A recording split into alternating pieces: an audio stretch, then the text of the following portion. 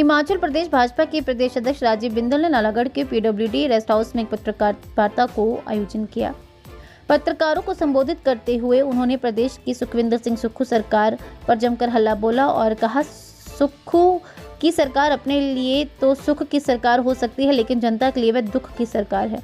और पिछले 2 वर्षों में प्रदेश में खनन माफिया, नशा माफिया और स्क्रैप माफिया सक्रिय है और लगातार प्रदेश में कानून व्यवस्था बिगड़ रही है और आए दिन प्रदेश के हर जिले से कभी किसी सरकारी अधिकारी को भगा कर पीटा जा रहा है, तो कहीं किसी फॉरेस्ट कर्मी को बांधकर उसके सामने खैर का ट्रक भर कर ले जाया जा रहा है और कर्मचारी ने पता नहीं कैसे भाग कर अपनी जान बचाई होगी।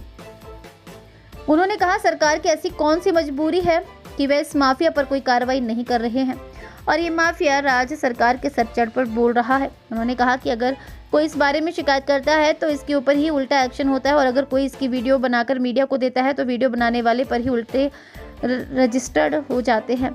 उन्होंने प्रदेश की पुलिस पर भी मूक दर्शक बनकर तमाशा देखने की बात कही और कहा कि अगर कोई ईमानदार अधिकारी काम करता है तो उसे ट्रांसफर कर दिया जाता है या उसके ऊपर कार्रवाई हो जाती है।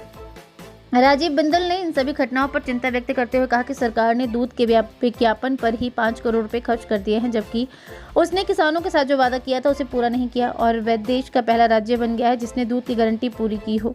शहीद आजम, आपने कहा था 100 रुपए लीटर दूध बिकेगा, पहली कैबिनेट में बिकेगा 40 रुपए लीटर, 45 रुपए लीटर का दूध का दाम देके गारंटी पूरी, लाखों रुपए के होर्डिंग लगा दिए और मैं समझता हूं कि शायद 5 करोड़ रुपया केवल दूध के एडवर्टाइजमेंट पर बोर्ड लगा दिए। पूरे प्रदेश में पहला राज्य जिसने दूध की गारंटी पूरी की है। एक भी किसान ऐसा नहीं है जिसका 40, 42, 45 रुपए से ऊपर दूध बिका आज तक। अगली गारंटी बोले गोबर खरीद की गारंटी भी पूरी। मैं तो सारे हिमाचल में गया, किसी आदमी का गोबर नहीं खरीदा गया, एक भी किसान से गोबर नहीं लिया, गोबर की गारंटी भी पूरी। ये ऐसी गारंटियां पूरी हो रही हैं। अब तो पहले कर्मचारी का नाम लेकर के वोट लिया, अब तो कर्मचारी सड़कों पर, बिजली बोर्ड सड़कों पर, एचआरटीसी सड़कों पर, पटवारी कानून सड़कों पर, जो ये आउटसोर्स कर्मचारी सड़कों पर, सेक्रेटेरिएट स्टाफ सड़कों पर, हेल्थ के वर्कर सड़कों पर। आज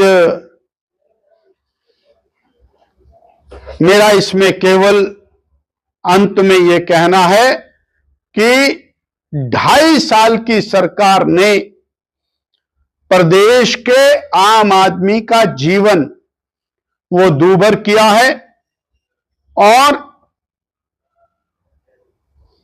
सरकार मस्त है। जिन बातों को लेकर सरकार सत्ता में आई थी, जो फोटो भेजता है उसके खिलाफ एक्शन लेती है पुलिस। मैं आरोप लगा रहा हूं, जिसने कंप्लेंट की कि लड़की के साथ छेड़छाड़ की गई, लड़की गर्भवती होने पर उसको और बंदूक की नोक पर उसका बच्चा गिराया गया, जिसके खिलाफ कंप्लेंट हुई उसको सरकार का संरक्षण है, उसके खिलाफ कार्रवाई नहीं हो रही। ये नालागढ़ का मामला,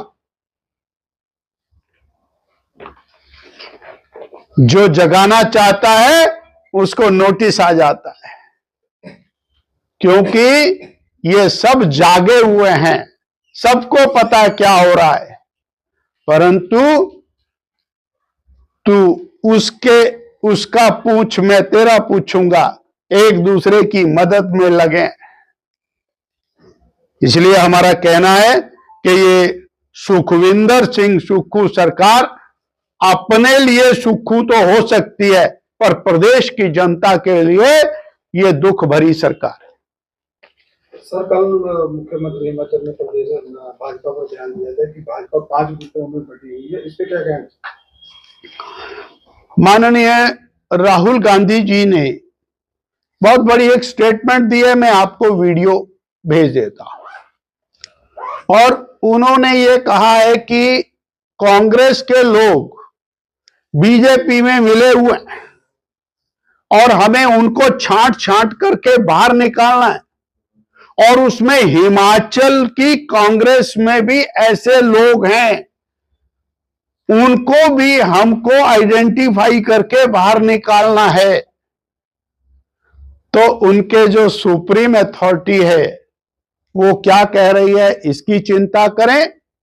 और मुख्यमंत्री जी, आपको प्रदेश का मुखिया बनाया जनता की सेवा के लिए। भारतीय जनता पार्टी की चिंता छोड़ो, केवल ये लॉ एंड ऑर्डर, जो बिगड़ती कानून व्यवस्था, जो माफिया सरगना काम कर रहे हैं, इनकी चिंता करो, वरना जनता तुम्हारी चिंता कर देगी। खबर ने प्रदेश को हिलाकर रख दिया। जब जंगलों से रसौंत की जड़ें निकालकर बेचने वाला जो वन माफिया है, उसने फॉरेस्ट के कर्मी को 1 किलोमीटर तक कश्मल से भरी हुई गाड़ी के साथ घसीटा और किस तरह से वो जान बचा करके भागा है। इस घटना ने माफिया की जो हालात हिमाचल प्रदेश में है, वन माफिया जगह जगह सक्रिय है, उसके अंदर खैर की तस्करी पूरे हिमाचल प्रदेश के अंदर पूरे जोरों से चली हुई है। खैर काटो जंगल काटो अभियान चला है और किसका संरक्षण है, यह बहुत बड़ा प्रश्न है। गार्ड को पेड़ से बांध दिया जाता है और उसके सामने सामने ट्रक लाद करके भगा लिया जाता है। गार्ड को गाड़ी के साथ बांधकर घसीटा जाता है। खनन माफिया जोरों पर है। एक एक खड्ड में 100 टिप्पर लगे होते हैं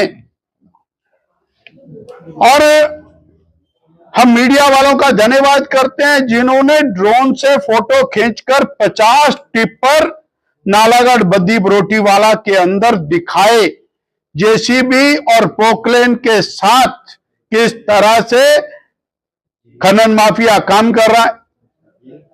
चिट्टा माफिया, स्क्रैप माफिया सर चढ़ करके बोल रहा है। मंडी की घटना हमारे सामने है जहां सब डिविजनल मैजिस्ट्रेट को दौड़ा दौड़ा कर पीटा, उसकी हड्डी तोड़ दी और कोई कार्रवाई नहीं। वो चाहे सिरमौर के अंदर माफिया हो, चाहे सोलन जिला में, हमीरपुर जिला के अंदर है, चाहे कांगड़ा जिला में, ऊना जिला में। सवाल यह है कि सरकार की कौन सी ऐसी मजबूरी है, किस किस की मिलीभगत है जिसके कारण ये माफिया सर चढ़कर बोल रहा है। जो व्यक्ति कंप्लेंट करता है, जो व्यक्ति वीडियो जारी करता है, उसके खिलाफ कार्रवाई करते हैं। पुलिस मूक दर्शक बनी है और जो पुलिसकर्मी कार्रवाई करता है उसके साथ भी कार्रवाई होती है, ट्रांसफर होता है, उसके ऊपर केसेस बनते हैं। जो ईमानदार ऑफिसर और फॉरेस्ट का कार्रवाई करता है उस पर केस बनते हैं, उसको भी ट्रांसफर किया जाता है। ये जो स्थिति है ये भयावह है, चिंतनीय है। पूरा हिमाचल प्रदेश इस चिट्टा माफिया, वन माफिया, खनन माफिया, शराब माफिया और स्क्रैप माफिया के कारण परेशान। नालागढ़ में एक और चिंतनीय घटना, एक महिला के साथ और अनैतिक संबंध होने के बाद जब कंप्लेंट होती है और जिस व्यक्ति के खिलाफ कंप्लेंट होती है वो आज तक खुला घूम रहा है, कोई कार्रवाई नहीं है, उसके ऊपर राजनीतिक संरक्षण है। यह मामला बहुत गंभीर है जिसके अंदर व्यक्ति के खिलाफ ऐसी रिपोर्ट है कि उसने धर्म बदलकर अपना नाम और शर्मा के नाम पर, ब्राह्मण के नाम पर रख करके ये सब काम किया, परंतु दोषी के खिलाफ कार्रवाई ना करना ये और भी बड़ा एक अपराध महसूस होता है। तो इस प्रकार कानून व्यवस्था की सरेआम धज्जियां उड़ाई जा रही।